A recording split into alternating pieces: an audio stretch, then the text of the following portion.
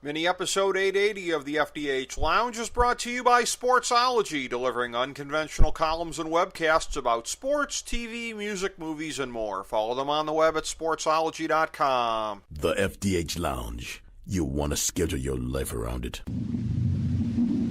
A long time ago, on a gloomy, wet Cleveland spring night, two men stand alone amidst the late-night drizzle.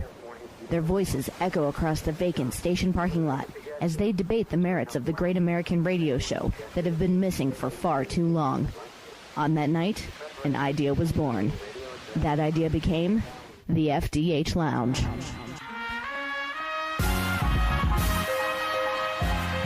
Welcome to the FDH Lounge. Hello, everyone. Welcome to mini episode number 880 of the FDH Lounge. Back on today with one of our favorite recurring guests. He is an expert on all things pop culture and fitness. Certainly, if you want to get some nice six-pack abs, he can tell you about that. If you want to know what's happening with pop culture awards ceremonies, we always do this at least twice a year for the Academy Awards and the Emmys and whatever other things strike our fancy. Great friend of the show, John Basedow. Always a pleasure to get him back on. We're going to be breaking down this year's TV awards here, the Emmys, and going through everything that happened the other night and getting his thoughts on that. John, a pleasure to have you on as always, my friend. How are you today? I look forward to award shows simply to be on your show, Rick. Well, we love having you here. No question about it. And, I look forward to these conversations that we have. And I know that one of the things that we always talk about that you're always very well plugged into is everything going on with the red carpet. And again, as somebody who doesn't tend to watch as much of the stuff myself, but more so just kind of cram and prepare after the fact, as I was going through, again, I think we've talked about this before, the thing that will always be the standard to which we hold all of these things here as far as, and you know where I'm going already, Ashley Graham at one of these shows, it was like 2 or 3 years ago, they said she looked like a blood sausage, her being a plus-size model in a very, very tight outfit that was cut with holes in it. And perhaps not the most flattering of outfits, and that's certainly not the most flattering of descriptions. I think she's going to continue to hold that title after this show as far as most interesting, if unfortunate, description, because from what I was reading, the New York Times was describing this as really sort of a old Hollywood throwback kind of a night. You didn't have as much in the way of actresses out there with these eye-catching kind of things, or somebody trying to look like a Tyrannosaurus or whatever the case may be, as some of these ones will do with their, clever outfits here. Didn't seem to be as much of that, but I know you've always got an eye for, even when it's like that, whatever the exceptions to the rule are and whoever is kind of standing out. There were a number of standouts. I think Nicole Kidman was a huge standout. In Red Dress, that was definitely old Hollywood glamour. That was almost like something out of a Marilyn Monroe movie. You almost imagine Nicole Kidman with that, the flared bottom and everything standing over the vent like Marilyn Monroe in that epic shot that she did, which was really cool. I personally, Jessica Biel, who I have not seen in forever, channeled her inner country music star. And I mean that in a very good way, because the hair was huge, and the higher the hair, the closer to God. And the thing is, she looks stunning. And I would check, we go to check tweets as we do, to see what's going on. I was so sad because I saw all these tweets about Jessica Biel. A lot of people said how great she was. Like, ooh, Vicky, let her out of her cage tonight. Vicky, let her out of the room tonight.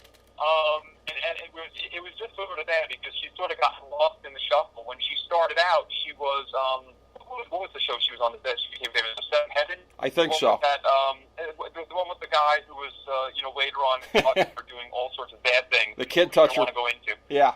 There you go. Thank you for saving me from saying that.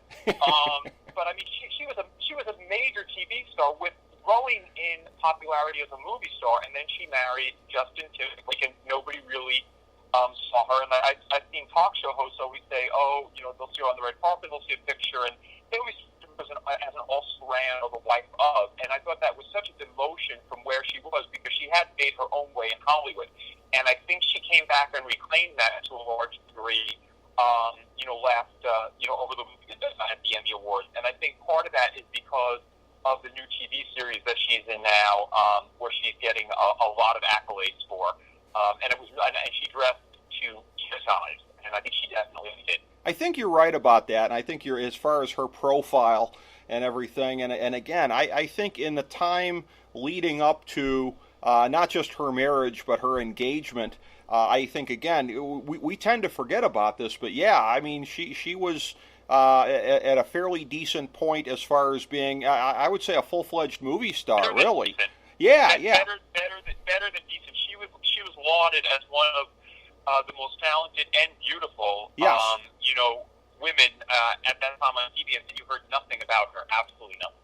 Yeah, and that's a shame because somebody who maybe takes a lower profile for a period of time, choosing to devote herself to family life. Again, these are laudable things on a human level, so it's a shame if anybody tends to pay the price on a professional level for that. But you're right. I think there's been a little bit of a reassertion of her career, and I think we've seen that a little bit. And to draw a point of comparison here from the red carpet, this is something that may or may not apply, and I would be very interested to get your perspective on this as far as the overall theme of the awards here, which, again, not really a surprise to anybody that the first Emmys of the Trump administration, much like the first Oscars, were dominated by a lot of political commentary up on stage there, folks having things to say, all of that kind of stuff. There was a little bit of an undertone in what I was reading online of a sense of some pundits feeling like perhaps a lot of and again, I keep saying actresses because for all intents and purposes, actors show up and what they wear is pretty interchangeable. It's just variations on a tux, variations on a suit. We're here to talk about the actresses and the directions that they choose to go in. And that there was a sense, perhaps for a lot of them, these are more somber times, these are serious times. Can't be wearing a Big Bird outfit to the awards show here. I am a serious person with serious things to say. So do you get the sense that there was any kind of sense of the moment that we're in as a country and as a society, perhaps dictating the fashion choices to some of these actresses that, again, everybody wants to be taken very seriously if they have political commentary out there, and that might have kind of pervaded a little bit of a sense of what they might wear so as not to give somebody an invitation to dismiss them out of nowhere? Well, I would wait until the MTV VMAs and the MTV Movie Awards before I make that judgment, because that's when you usually see the most outrageous outfits. And I'm saying that half jokingly and half seriously. I mean, Emmys, you don't really see people dressing as Big Bird to the Emmys, unless it's somebody... Right. And even then, I think, what was it, to one of the music awards where Bjork came dressed as like a swan or a stork or something and had like the whole bird neck? I mean, I don't remember the Emmys. You can wear a bad dress, you can wear a loud dress, but I don't remember, men coming dressed as Darth Vader and women coming dressed with Princess Leia hair. I mean, to be outrageous. Like you'll see a lot of times people coming in an egg like Lady Gaga at one of the MTV Awards. I think when there's political unrest and there's political dissent, I think everybody tries to tie things to it and tries to tie people's reactions to it. I mean, a lot of the actors who are intelligent, when they speak and what they're wearing, I mean, their words ring true with what they're saying, and you respect them for their words. Another person who's maybe not as bright could dress up stunningly conservatively, but looking totally beautiful. But as soon as he or she opens their mouth, you realize what a fool they are. So I don't think it was a conscious effort to say, "Ooh, these are challenging political times. We have to be thought of as more serious." I mean, there was still glamour, there was still glitz. Some of the women look absolutely stunning. I mean, Jane Fonda came out with in the 9 to 5 tribute. And everyone was saying like an ageless wonder because she gets better, each year, and with a hot pink dress and everything. I certainly wouldn't consider that, serious or understated, for a woman of any age to be in a bright hot pink dress, with, sort of Ariana Grande type hair. But the bottom line is, they dress and they present themselves in a way that's going to get them, or what they think is going to get them the most attention. And even going back to the Ashley Graham comment that you made earlier, we're about it. Can you name who was the best dressed that year? No. Whatever she did right. Now, you're right about that. I mean, although, again, I suppose Hollywood is one of these just spell my name right kind of businesses, so that makes sense. But yeah, I knew you would have something interesting to say when as you always do, but when I set that up for you there, because I really wanted to kind of get your thoughts on drawing that distinction there, because again, it was, and you're going to get politics at these shows, quite frankly, from Hollywood any year. But this is just a thing where, you knew going in, bet the over on the amount of politics that there would be, and I think the over ended up cashing off pretty handsomely here. But it's a thing, too, where in terms of looking at it and the general mood of things, there's something that really kind of strikes me that I think, from an outside observation, that I don't think necessarily the awards folks, the actors and actresses involved, anybody really in Hollywood would probably appreciate the analogy. I don't think they would, but nevertheless, I'm going to make it. And that is, I look at what they're doing, and it was a perfectly executed kind of thing from their point of view. I understand it's planned out in advance what networks these are going to be on, whatever, but CBS, that dictates it's going to be Colbert hosting the thing. He's pretty much made that his niche over the last 9 months or so on which way he's going to go on stuff. It's funny because for as much as everybody talks about Trump narrowcasting to his, whatever you want to call it, 35% or whatever the case may be, it seems to me that there is the exact same thing going on the other side. Seth Meyers has been honest enough to say, there's probably not anybody who voted for Trump who watches his show anymore. Now, these shows have been successful in terms of supersizing their target audience, and they're preaching to an ever bigger choir by being able to lure in people who agree with the point of view. But it's interesting to me that it seems to be a mirror effect on one side of the spectrum from the White House, and the other end of the spectrum from the entertainment industry, of preaching to the choir, the folks that already agree with you on stuff, pretty much writing off the party of the country that doesn't. And you hope that some folks in the middle come with you, but there doesn't seem to be a whole lot of effort being made by either of the branches here, be it the White House or be it the entertainment industry, in terms of trying to lure that middle their way. I also think that, everybody misses the point when it comes to that. First of all, going for Trump jokes is low-hanging fruit. So, while some people thought, there was political stuff, I think at a point you get numb to it. Right. After the first award shows, during the whole primaries and the election procedures, it was more jaw-dropping personally to me. I didn't find any Trump joke memorable. In this particular award show, the only one that had a little bit of stage that I thought was when Alec Baldwin won, and he commented, "Mr. Trump, now you have your Emmy," because Trump, famously, they belittled him, because he said he deserved an Emmy and he never got one for The Apprentice. That one rang true, but that one, of course, it related to Houndwood, and that's why it rang true to me. Whereas the other nonsense that goes back and forth between it, we've all heard it before. I'm the least political person there is, but you have a country completely divided. You already saw, you heard the same opinions when the election was on. They didn't matter. They didn't hold water then, and you deviated. And I think as the great world, we should try to come together and work with each other rather than just continuing to be divisive constantly, day in and day out, and just constantly focusing and featuring and harping on our differences, when we could do so much more and move in such a more positive direction. We try to work together a happy medium. This is what happened. This is the election debate, whether you like how the electoral college works or whatever. That's the system we have in place.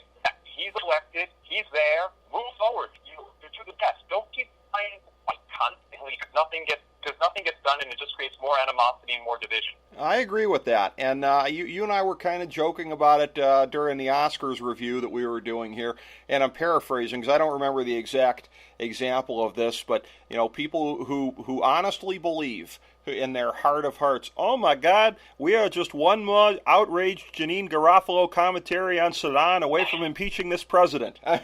There's a lot of people that actually believe that, and that their words have that kind of impact, and that people share their sense of outrage on all of this. And again, it tends to be something where you've really got the silos on both sides here, and the whole 9 to 5 thing that you briefly touched on before there, when Jane Fonda was out there, even that moment sort of encapsulated a lot of the divisions in and of itself. Jane Fonda and Lily Tomlin pretty much went where you would expect them to go with this kind of stuff. Dolly Parton was just kind of standing there because every sense that I have of her is that she's probably not sharing those opinions very much based on what we've always heard about her anyways, but was still showcase it. Well, yeah. She doesn't live by it, and she doesn't showcase it and use that as the only weapon in her arsenal or the only thing to define her. I mean, you're also at an award show. It's supposed to be fun. It's supposed to be lighthearted. I mean, when the political commentary was made in the past, it always got bad reviews. Right. It never got the positive thing. I mean, and granted, obviously, if you're talking to an audience that all hates one person, you're also looking for the lowest hanging fruit, the easiest way to get a laugh, the easiest way to get support, and the easiest way to be liked. So of course, you're going to go and say the same thing, and everybody's going to applaud you. It's like how Rudy Gervais always used to say, at these award shows, it's just self-obsessed people that are just congratulating each other and patting each other on the back. Exactly. And giving each other awards. And he would always belittle it in a joking way, but some of those words rang true. So, of course, if you have the same beliefs as somebody, you know exactly what to say to get that support, and you're not going to deviate from it because you want those accolades, you want that praise, and you want that adoration. Well, again, and I follow politics very closely. I have very strong defined points of view. I love humor, obviously, but again, I'm like you. I'm jaded by political humor because so much of it is just kind of the low-hanging fruit kind of thing. But, the thing with the silos, it really does go both ways, because the thing about Dolly Parton is she was taking a lot of grief on Facebook from her fans who, again, I think by and large come from the other side of the spectrum vis-a-vis Fonda and Tomlin, as, again, we suspect that she does, but don't know for sure, because like you said, she's very circumspect about that. She's currently music. She's Pigeon Forge, Tennessee. She's middle America. Yeah. But she knows how to handle her. I've always admired Dolly Parton. In fact, I mean, one of the quotes I always live by with her, the way when I have a project or I'm working on something, I remember when I was a little kid, hearing her or reading about her. When she does an album, she goes to a cabin in the woods and doesn't leave the cabin in the woods until she finishes the album, because she wants to just have the bare necessities, and she wants to be, because she thinks better when she's hungry and basically in survival mode as opposed to happy and content at home. And that's the exact same way I am when I go for something. I want to be focused completely on what I'm doing, and I don't want to be worried about, other types of distractions and fun things while I'm trying to get something accomplished. And it was just so impressive to me how I would read these things. She goes, where she just had the bare necessities, and she had nothing to eat, and she always wanted to be lean and hungry to finish her albums. So, and I think that's the way she also lives her life in a way, trying to always. If she was on Southern rule, like my family in Opp, Alabama does, if you don't got something nice to say about somebody, then don't open your mouth. Right. Well, and that's why you can keep guessing her. But I think she plays it best, and I think she handles the situation better than most. This is very interesting because you're telling a lot of stuff that I didn't know about her, and I would dare say most people didn't know about her. So very, very interesting.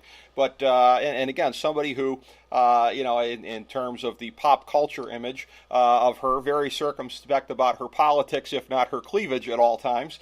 But as far as that goes, though, it's funny because, like I said, she took a lot of heat on Facebook because a lot of her fans and followers have that distinct point of view, and we're like, how could you just stand up there when those two pigs were slandering our president? So, she, in trying to be circumspect and whatever, first of all, that ain't going to do anything for her career to stand up there and disagree with those two live on national TV. Second of all, again, I think she realized it wasn't the time and the place. She was trying to take the high road on stuff, whatever, but when you talk about the polarization that we're in, when she stands up there and tries to take the high road and just basically doesn't engage in any of that stuff, that's still not good enough for some people.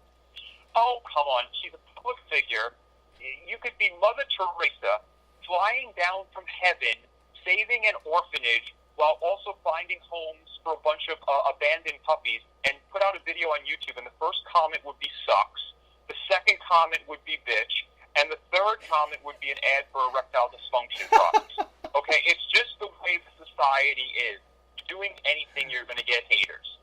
So if you're in the limelight, if you make an opinion, if you don't say something that's still implying an opinion, there's always going to be people that love you for it, and there's always going to be people that hate you for it. And I think Dolly Parton rises above that. I mean, I go back to Joel. I'll give Joel Osteen credit for this saying, eagles don't mess with crows.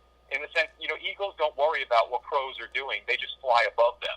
Like when a crow bothers an eagle in the sky, rather than killing the crow or chasing the crow or basically changing its own plans to attack the crow, the eagle just flies to an altitude that's too high for the crow to handle. And that's, I think, what Dolly Parton does. She's very classy, and I think people don't give her enough credit for that. And she handles herself very, very well in public situations while still leaving people cheerful and happy. She always has a smile on her face. She's always saying something positive, and if she doesn't have something nice to say, she'll try to say something nice. And if that doesn't work, she'll change the subject. Absolutely. And a role model for how you should handle yourself in so many of these situations. Very well said about her. And as far as it goes, again, with some of the awards themselves here, actually, you know what? Strike that. Before we get into that, I do want to touch one more thing on the politics of this whole thing here, because it might have been the biggest pop culture moment of the whole thing here. A moment of great sort of water cooler conversation, subsequently debate in the blogosphere about the propriety of normalizing such an individual, but Sean Spicer coming out for his surprise appearance that he had arranged with Colbert, coming out there sort of playing into the whole Melissa McCarthy thing here with the podium. The moving podium, oh Yeah. yes. So I mean, the Melissa McCarthy, and I thought he really well, and that was, I mean, I don't. First of all, people hated the fact that it humanized him, but it definitely did. His party and how politically, he's going to be seriously doing it because he's just between a rock and a hard place with the whole thing. But at least he didn't slur his words, and at least he came off as doing a good bit. So he can always fall back on that and it was comedy and just walk out of the room. Yeah, and again, it was something where it was polarizing afterwards. There are some people who appreciated it. There are some people who did not. But again, in between the red... Whatever. Everyone talks about it. That's Whatever. true. That's true. Polarizing gets ratings. Polarizing makes stars. Yeah, and that was, I think, designed to be the moment we would all be talking about afterwards. And it certainly was, I think, as far as the single moment that got the most amount of attention. But as is always the case with these things, in between the red carpet, all of the political commentary on stage, this, that, whatever, there are actual awards given out at these shows. And one of the things that kind of struck me here in terms of somebody who has been, I would say, a significant pop culture figure throughout the course of her career, I believe this was an unprecedented sixth time in a row, Julia Louis-Dreyfus winning the Veep for Veep, Outstanding Lead Actress in a Comedy Series. It's one of these things where we've talked about this previously on the show. I've talked about this with some of the TV critics that have been on subsequently. I will cop to, and by the way, Ben Lyons has copped to the same thing here, liking some of the post-Seinfeld projects that were out there that you had Michael Richards in, and some of the other ones that were out there. Jason Alexander had some out there. I was kind of entertained by some of these ones here, but there was this sense for a while of, are any of these guys ever going to break out? Is there ever going to be anything that comes along after Seinfeld? Versus it's a thing now. It just kind of struck me where you hear these perspectives, like kids that are born today have no idea. Like somebody born in the year 2000, it might be a piece of trivia. Like, hey, does Julia Louis-Dreyfus from Veep, did you know she was one of the key players on Seinfeld back in the day? Why don't we go back a little further? She did a double peat as far as that goes. She was also one of these players on Saturday Night Live. How many people have a career or a lasting career after Saturday Night Live? Yes. She not only went on from huge success on Saturday Night Live to huge success on Seinfeld to even huger spotlight success on Veep as basically the spearhead starring vehicle, of that steering vehicle rather, of that whole entire show. She is the focal point of it. Her career is, in a word, legendary, and I don't use that lightly. But everybody talks about Saturday Night Live too, and so many people say the Saturday Night Live curse. So many people say the Science curse. So many people say the Friends curse. Whenever you have this huge juggernaut of a show that's a household name and so successful that has an ensemble cast, very looking to see who's going to be the breakout star and if anybody's going to have any longevity at all. And most of them don't. And there's very, very few that have a breakout potential. And I don't know of anyone off the top of my head, I mean, there probably is somebody, but that's had that type of potential after two such huge shows that were both ensemble shows. Oh, by the way, something neither you nor I has mentioned yet, but I will.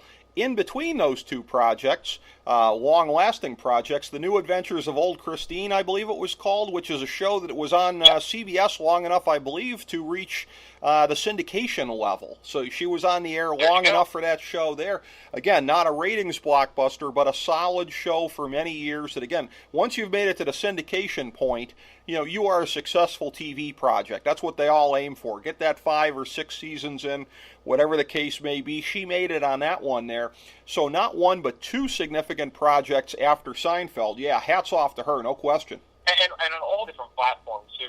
I mean, and to get going with Veep and everything, it's that I was predicting 6 though.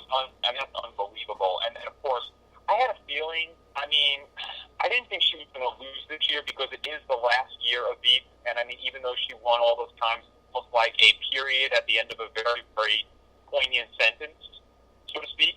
And I just knew there was no that was going to beat Veep as far as the best comedy series. Right. And so I thought that was interesting. And again, always looking for the things that are significant from a pop culture perspective when you and I are talking about this. Something that I thought, again, there were a lot of people that were focusing on the politics, obviously, in a year like this, with The Handmaid's Tale winning the drama series. Elizabeth Moss is outstanding lead actress as she continues this great post-Mad Men role that she's on.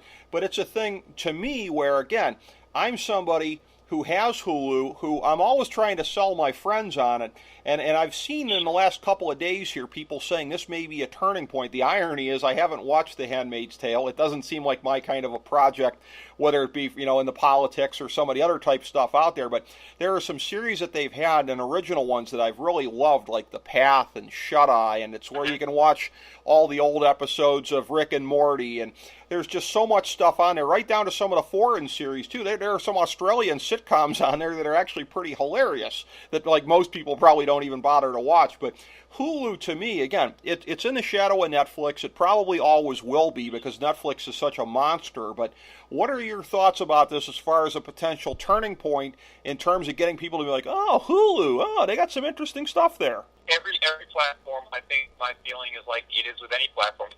When you walk in the middle of Times Square, when these platforms get started, and especially with the clutter that's in the digital age and the age of TV and stuff like that, half the people, if the people in Times Square don't even know the platform, they're certainly not going to be able to name any show on it. So when all of a sudden there is a breakout show on a new platform, it is immense the impact that will have on the platform, unless something very oddly goes wrong. But every one of those platforms needs 1 or 2 breakout shows. Just look at HBO when it first started, and then it would always have each season a 1 or 2 or more breakout shows, and it was always thought of as new, on edge, even though, and yes, they pushed to a large degree, and they did things that weren't allowed on traditional TV, and they opened up the box a little bit, but,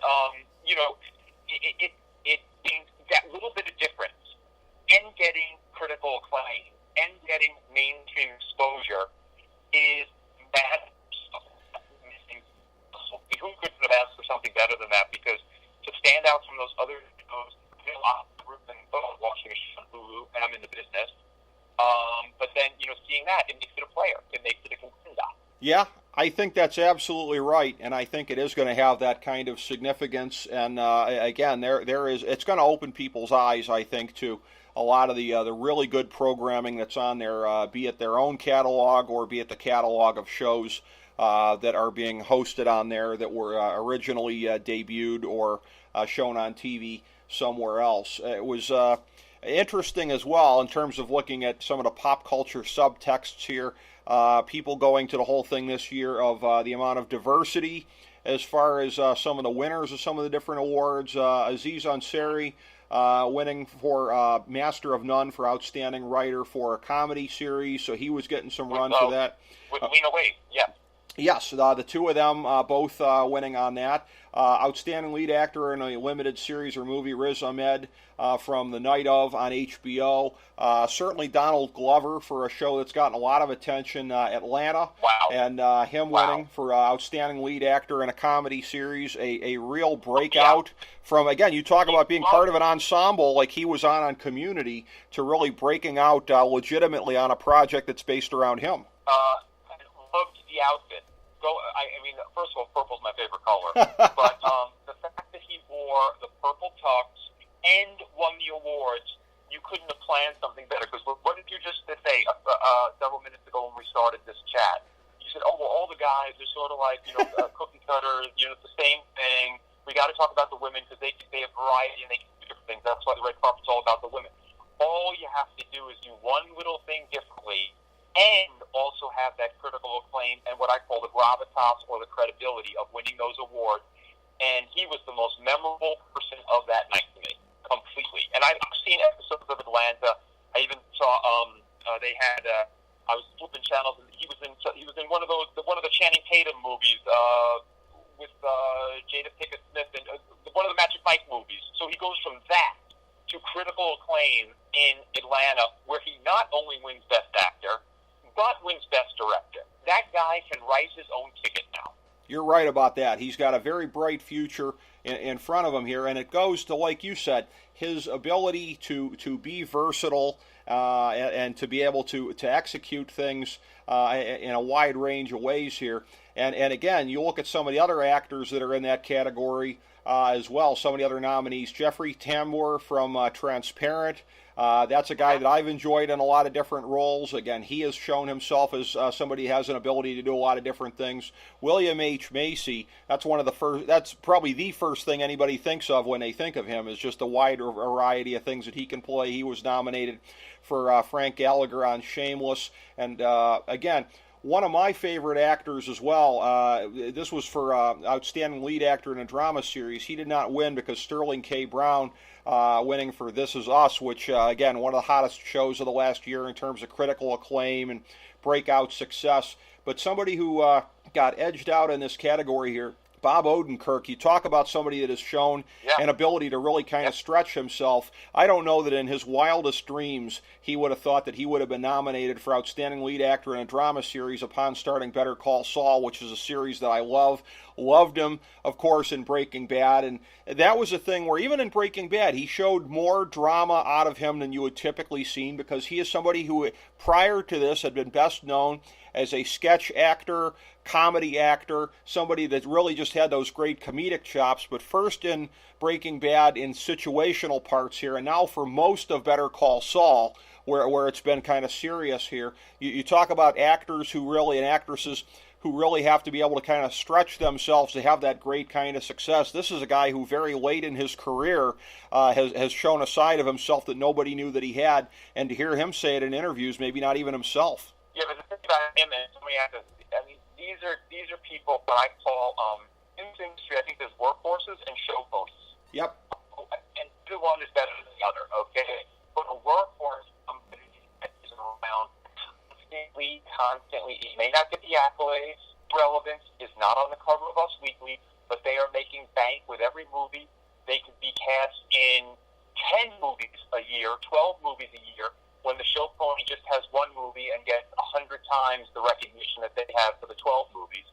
But they keep going, and you have no idea the talent and versatility and also range of the workhorse until you give that workhorse the opportunity to show. And I think that he's one of those people like that. He could play lead.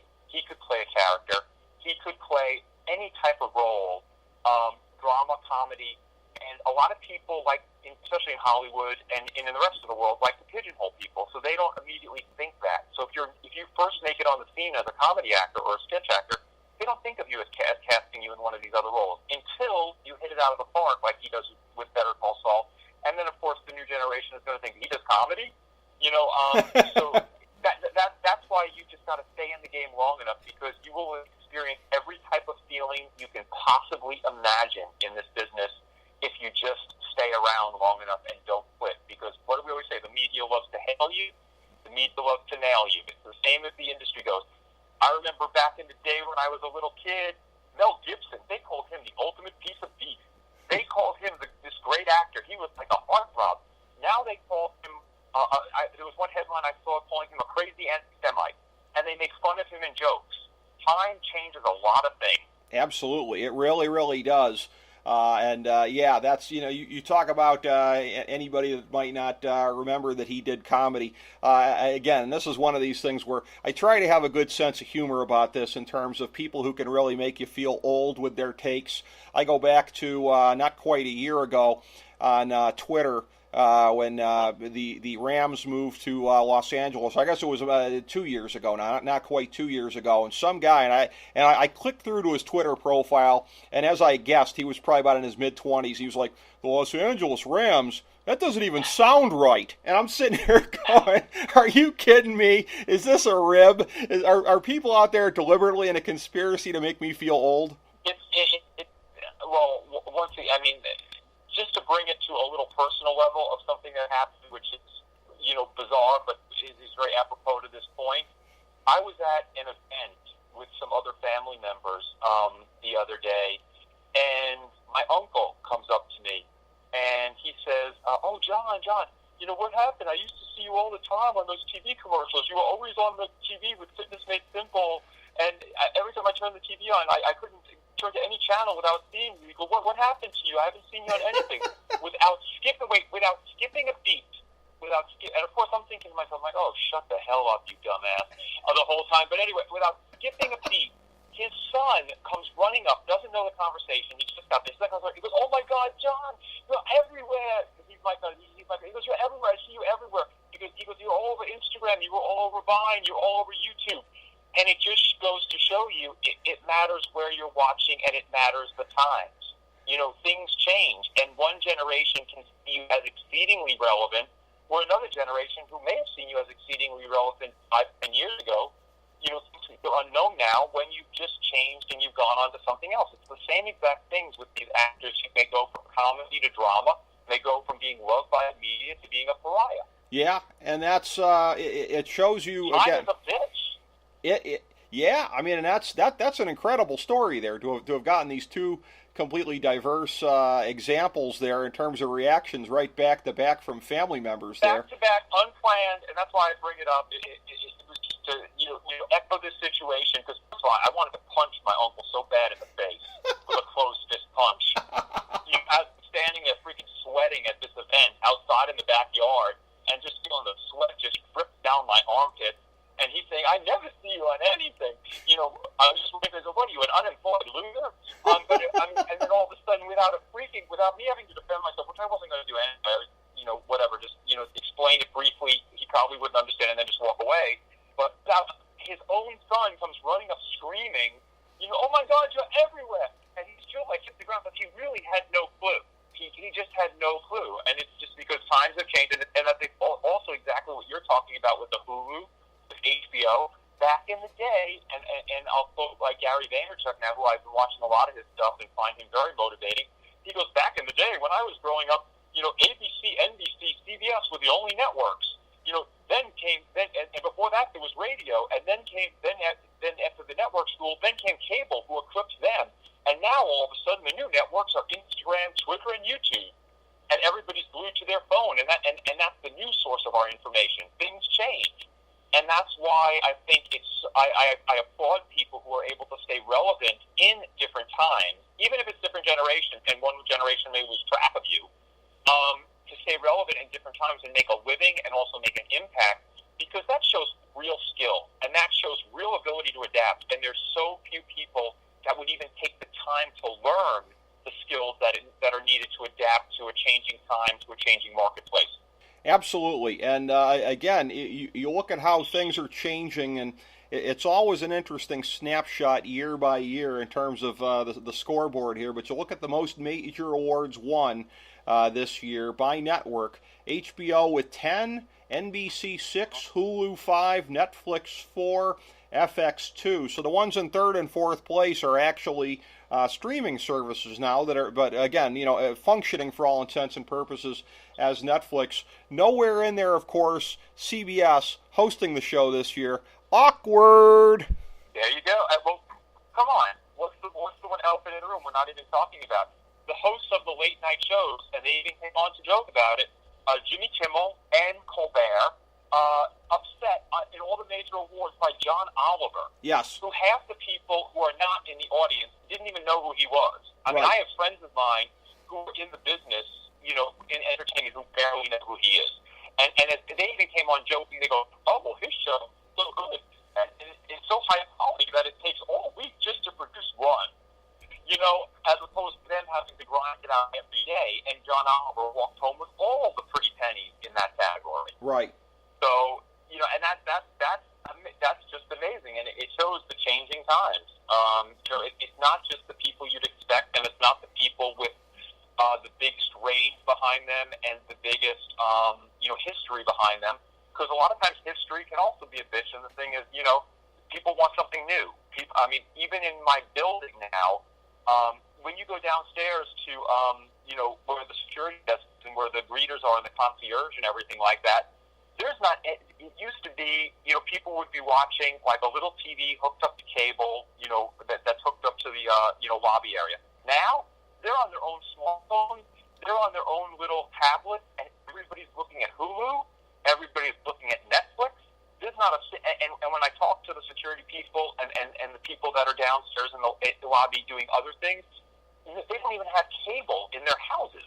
Yeah, there's a lot of people that are cord cutters and are completely partaking of their entertainment in that way. And there was something else, of course, that transpired. And by the way, what happened to make that so popular is I think binge watching was the smartest thing that any TV service could have done to give people the opportunity to be able to consume content on their schedules rather than having to wait till Wednesday of each week to see the new episode.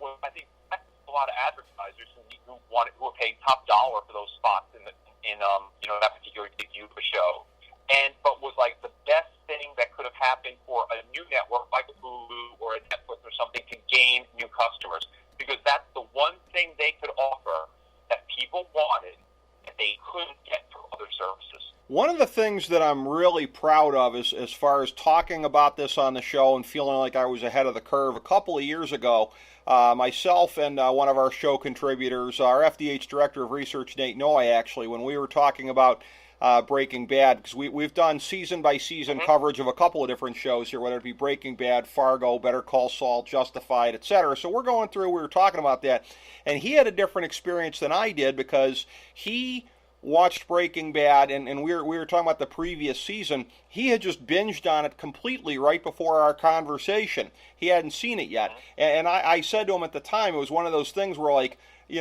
that would be fun to watch, but for me, part of the experience always was 11 o'clock on a Sunday night, and it's like, holy crap, how am I going to go to bed now? Like the episode where, where Hank gets shot out in the parking lot there. He's got the two guys stalking him, or, the previous one out that, where Walt and Jesse are in the RV and they're about to get busted. I mean, to me, that was like half the draw of the show. Was like, how are you going to wait for next week to get here, especially the last 8 episodes of the show. So we were talking about this like back in 2014, and I'm pretty proud of that because you didn't hear as much conversation at the time about binge watching and that kind of stuff. Or actually, I guess it was longer ago than 2014 because must have been 2012 even. Wow, yeah, because 2012, I don't think anybody was really talking about binge watching. But yeah, now it's one of these things where we just kind of like take it for granted in our lives. Completely. And I think it did two things. First of all, it was great for consumers that wanted to do, consume that content on their own time, which is, eventually everybody, because everybody is now, with the social media age growing bigger, everybody, it's more of a me type of generation. They're all focused on being their own stars or at least controlling their own world. And this fit in perfectly with that game plan. But it made TV less magical because what you just talked about was called destination programming. You would have to go be awake at 10 o'clock till 11 o'clock or whatever to watch that show, or 11 to 12 to watch that show. And you knew that it's so important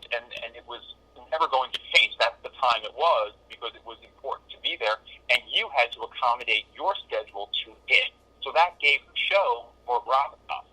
Even though people like binge watch, and it's wonderful to spend a whole rainy Saturday catching up on a whole series, so you don't have to worry about watching it over a 13-week span.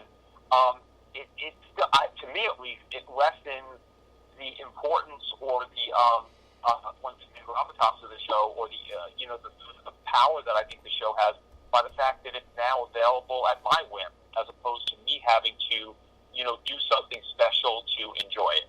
So I think that also brings the shows down more to a digital level in the sense of people's minds, which I think is also part of the reason why you're seeing things like YouTube and other types of online streaming platforms and Facebook and video there getting numbers bigger than TV and stuff like that. And that also now puts multi-million-dollar productions by an NBC, CBS, ABC on the same level as some kid in Iowa putting up a YouTube video. Yeah, very. A user across the world has the ability to watch either on a digital platform. That's right.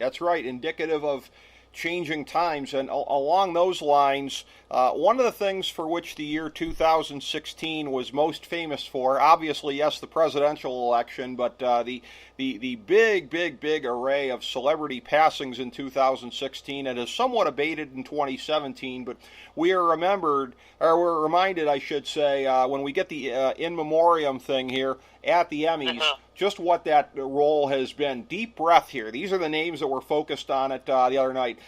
Glenn Campbell, June Foley, Ed Green, Mike Connors, Zsa Zsa Gabor, Chuck Barris, Chris Beardy, Brad Gray, Frank Konisberg, Powers Booth, Jeannie Gunn, Adam West, John Hurd, Gary Glassberg, Roger Ailes, Agnes Nixon, Robert Osborne, Jay Thomas, Nelson Ellis, Mark Schlegel, Norman Brokaw, Don Ohlmeyer, Robert Vaughn, Bill Paxton, Roger Moore, Carrie Fisher, Debbie Reynolds, John Hurt, Gwen Eiffel, Grant Tinker, Stanley Callis, Sandy Gallen, Miguel Feller, Martin Landau, Richard Hatch, Alan Thicke, Florence Henderson, Jerry Lewis, Don Rickles, Mary Tyler Moore. Some uber mega legends on that list, and just such an amazing roll call of great talents that have passed from this dusty spinning globe since the last time they did this 12 months ago. Amen, and rest in peace to all of them. That is, yes. It's always a very sobering moment to me of the award shows when that is shown.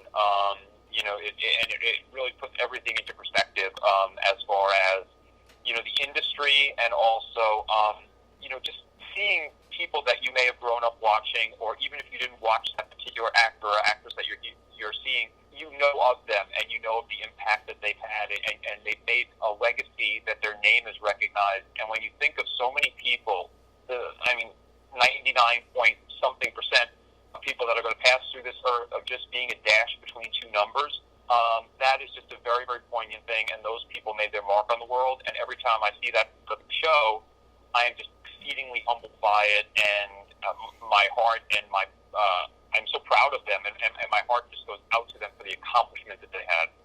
Absolutely, and to be honest with you, it's the kind of thing that I probably should think to flag more often. This is the first time I think I've read off the names or even really acknowledged it to that great of a degree when we were doing a recap, but just because, again, it just really struck me the magnitude of so many of the names that were on that list, and again, the length of it as well, which I think probably is bigger than what you tend to see most other years at any of these awards shows. But again, so many different things that happen here. Again, nothing that really has the lasting pop culture resonance, I would say, of what we saw at the Oscars here with the Steve Harvey-esque ending, but a lot of different interesting things along the way that we found to talk about.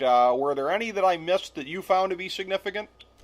Well, as always, my friend, you are exceedingly comprehensive, if nothing else. The only thing I wanted to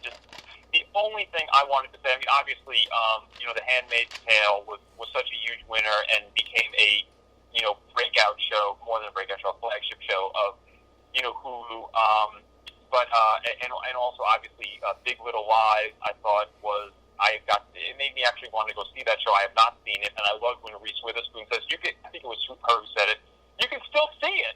Or she said it on one of the interview shows. It was just so funny when they were talking about how successful it was and how many awards it won. And she goes, for people that didn't see it, they can still see it. But one of the biggest things for me was I am a big fan of Kate McKinnon, and I was so happy to see her win Best Supporting Actress for a comedy for Saturday Night Live. I think she is one of the most multi-talented, humble, unassuming actresses, comedians of our generation or any generation, and it was just very, very nice to see her recognized.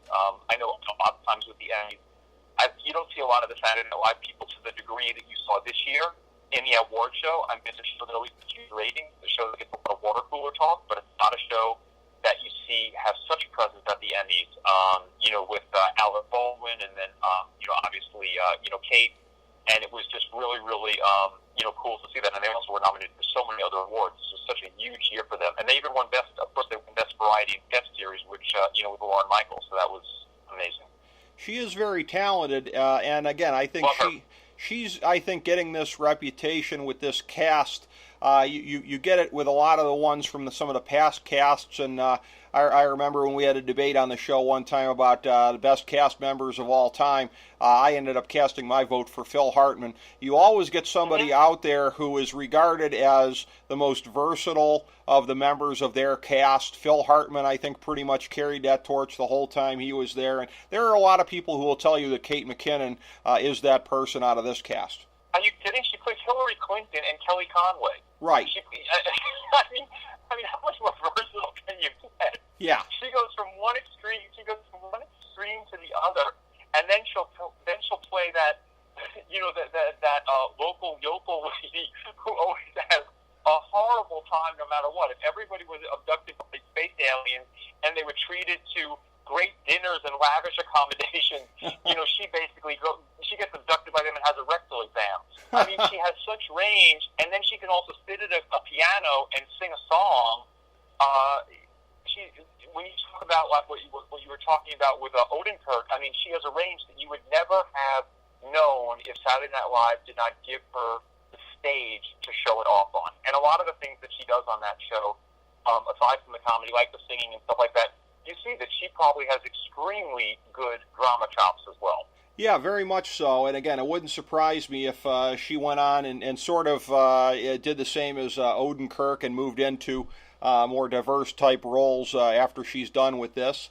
And again, that would be really kind of breaking from the norm of Saturday Night Live regulars over a period of time, which have, again, I don't know if I can even think of any examples off the top of my head that have strayed far from comedy, but yeah, it could be very interesting to see if she chooses to go in that direction subsequently when that time of her career comes around and she's looking predominantly at big budget movies and the like. So it will be very interesting to see how that goes. But as is always, my friend, very interesting to recap these awards shows with you. And, for any of the entertainment that folks got out of the 2017 Emmys, I think it's fair to say, in all modesty, that you and I ended up topping that here today. I love it. I love you. And there's one thing, I cannot leave without saying one thing, though, because one other elephant in the room that anybody who's looking for a comprehensive list, there's one jaw-dropping moment we did not mention, and we don't need to go into detail because it's for itself, but when Nicole Kidman just full-on kisses Alexander Skarsgård on the mouth when he's accepting an award, blew me away right in front of Keith Urban. That was just one thing that I don't know where it would fit in our intellectual conversation that we had, but that's why I did not want to bring it up. But jaw-dropping moment, I'm like, did she just do that? And I was looking on Twitter at all the things, and they would have like these gifs of like, the people making faces, like, huh? What? Like a Scooby-Doo type of reaction. I was just, full on, and I just watched, and just today, a couple of days after the Emmys, they had, what show was it? I think it was one of the shows on E! It was Dish Nation. Dish Nation.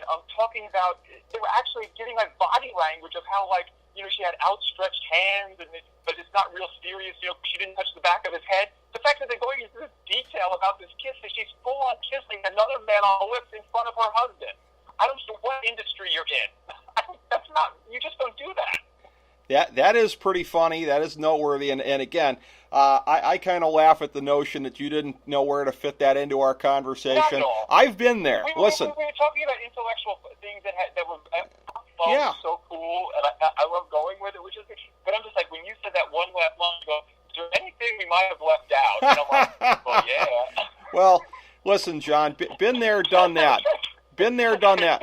I go back to the earliest days of the show, back before the mini episodes, when we were doing full-fledged episodes on the late lamented Sports Talk Network, and we were having on multiple guests in the course of a show, and so I'm sitting there with my panelists that we had with us every week in the early shows. We were interviewing military blogger Bill Raggio about his time over in Iraq. This was 2007, and he was talking about his observations of stuff there, and he was talking about military operations around the world, theaters of operation vis-a-vis fighting terrorist groups, whatever. So there was something that I had, and I waited till we were done with him, and I mentioned it to the panelists. I said, this didn't seem appropriate for bringing up with Bill in the midst of a sober conversation. I said, but I noticed that the acronym for this, I think it was a Philippine Muslim terrorist group, was MILF, M-I-L-F. I said, I never saw a place in the conversation when I could have fit that in there. So I've been at that point, John. That is called an after credit comment, that you make people sit through the whole movie and the credits and then also add that in. So at least you say, at least they can say, ooh, they didn't forget it. Well, the belly laugh that I got from my panelists showed me that I made the right call in terms of saving it for right before we went to commercial break. But yeah, so I've had to use the same discretion that you did over a period of time. But again, enjoyed the conversation as always. And as I said to you off air and credited you, you were somebody to really sort of become a Yoda of mine as far as new media and helping to point out possibilities and everything like that. So appreciate it personally as well as professionally, John. Always a pleasure. You are a friend, so I think he's excellent and one of my favorite hosts to ever work with. So well researched, so personable, that you need to be seen by the biggest or heard by the biggest audience possible. So I'm glad to help in any way you think I can. Working to make that happen, my friend, and you've been a great part of that. I really appreciate it. I appreciate you being on with us today, and thank you, everybody, for tuning in to FDH Lounge mini episode number 880. As we bring the show to a close, we would like to extend our deepest gratitude to NBC, CBS, ABC, Fox, all Clear Channel affiliates, TNT, TBS, USA, UPN, Deadspin.com, YouTube.com, YTMND.com, MySpace.com, various blogs, Fox News, CNN, CNBC, MSNBC, IamBoard.com, Billboard.com, Google.com, ESPN, ESPN2, ESPN News, ESPN Classic, NBA TV, NFL Network, Sports Time Ohio, Athlon Magazine, Comedy Central, Cartoon Network, The Boomerang Channel, QVC, BET, The Spice Channel, Steno Notebooks, Manwich, Papermate Office Supplies, Waitresses, Strippers, Bartenders, Garbage Men, Janitors, Microwave Popcorn, the writers of The Office, Scrubs, Entourage, My Name is Earl, Oz, Metalocalypse and the Boondocks, Aquafina, and The Periodic Table of Elements.